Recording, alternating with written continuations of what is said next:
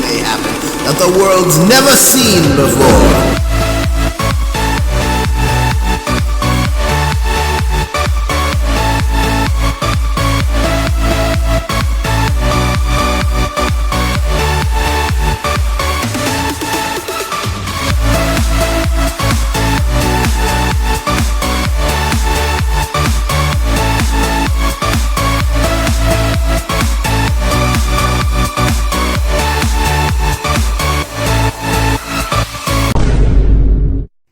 Everybody, Dr. Stella Vegapunk here. I am a humble genius scientist. While I physically died on Egghead Island, my mind is still very much alive within punk records. That's not important now, though. What is important is that I explain in detail exactly why Imu, the supreme leader of the world government, is getting sick. There are many reasons for this, but we are going to touch on two today. Oh my! That's my emergency subscription signal. Anyone watching this must subscribe to the Afro channel right now, Quasar. Oh, thank you, Quasar. Truly. Now that all of that funny business is done, let's get to it. In our files, it was shown that in chapter 1179, that upon arriving on Elbaf, Imu immediately coughed up what we believe to be blood. Due to being stated by multiple individuals over the course of the next few hours, we discovered that Imu did not have much time because apparently his body was not meant to be on the surface. This piqued our interest. I immediately started doing some research into why a phenomenon such as this would occur, especially in the purported most powerful being in the world. After much research, I found that my answer was closely linked to my studies on the celestial dragons themselves, and I have developed a theory. First, I must explain some things about our world that many of you may not know. I will do that by directing you toward a recent study by a philo-scientific mind in his video essay titled The True Scale of Elbaf. The total height of the red line, the giant continent that stretches all the way around the world, is approximately 65,616 feet, and that is approximately 32,808 feet above and below sea level. So you see, the height of the red line being 32,808 feet is very important because of something I like to call air density. As most people likely know, the higher you climb, the thinner the air around you becomes. Let's use Mount Everest as an example. The peak of Mount Everest is 29,032 feet. That's only about 3,000 feet off of Marischwa. The air density at the top of Mount Everest is 33% to 35% lower than what it is on the surface level. The air density in Marischwa is a solid 33%. Imu and most of the celestial dragons have been living there all their lives. They've had children there, and their bodies have grown adjusted to an oxygen-deficient environment. Side note, oxygen deprivation and inbreeding is likely the cause of their great stupidity. Now, quickly moving between two different air densities can be dangerous, likely why, besides transportation reasons, people from the surface are brought there by gondola lifts. Here's my theory. Imu and the other celestial dragons put on a front that they're wearing bubble helmets in order to not breathe the air that commoners breathe.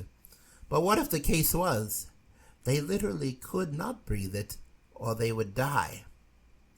Suddenly gaining 67% more air has to be a shock on the body when you've lived in thin air your entire life.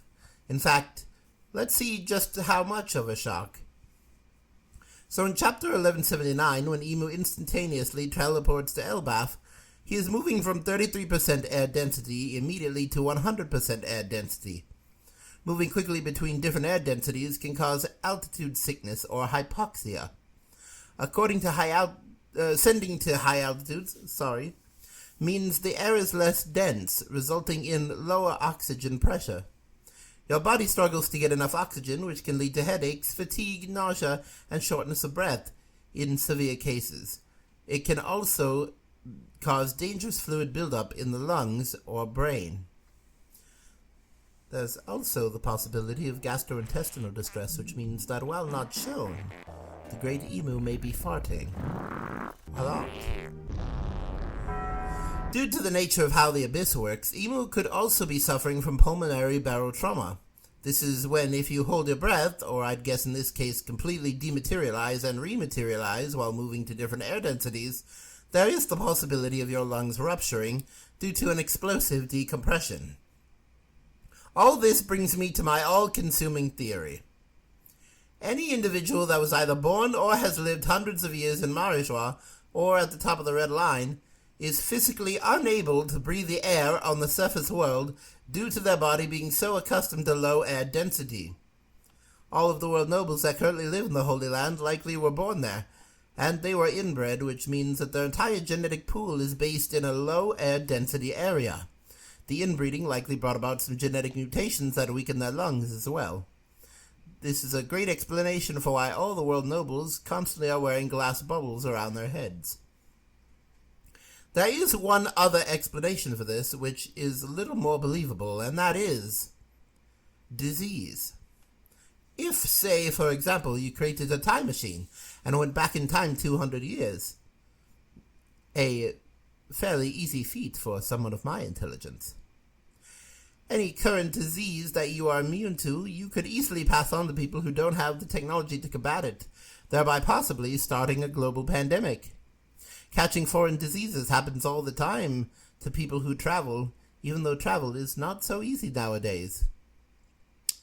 So it's not entirely out of the possibility that either the state of the air around them or the possibility of diseases makes it so that world nobles have to keep their heads in glass bowls. This is also likely why they don't take them off during the reverie, because there are surface dwellers, and surface dwellers could very easily be bringing in new types of disease into the Holy Land. The celestial dragons are too stupid to realize it, but they've actually done something very smart by preventing the spread of foreign diseases. Being a scientist, of course, I must bring up some purported flaws in my thinking. One might say, well, Dr. Vegapunk, if all of that is true, then why are some of the holy knights able to travel instantaneously to different air densities and nothing bad happens to them? Specifically talking about St. Summers, St. Killingham, Gunko, and Shamrock. Those are all very good questions. I do want to point out that Gunko, Shamrock, and I believe it's been stated Killingham, were all not born on Marijua. St. Summers, however, was, but St. Summers is a bit of a wild card. He has a steel heart and an immortal body, and I think that those things are what allow him to walk around on the surface world and be okay.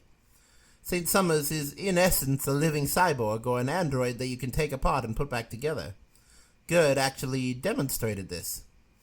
St. Summers is more like a magnetic toy than even human. Well, Dr. Vegapunk, you may be saying, what about the fact that the realm of the sun that everybody's on is actually nearly 400,000 feet high?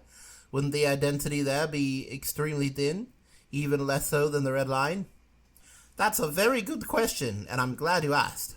Yes, the air density should be extremely thin in the realm of the sun, but do keep in mind that all of Elbaf is a giant tree, and it is entirely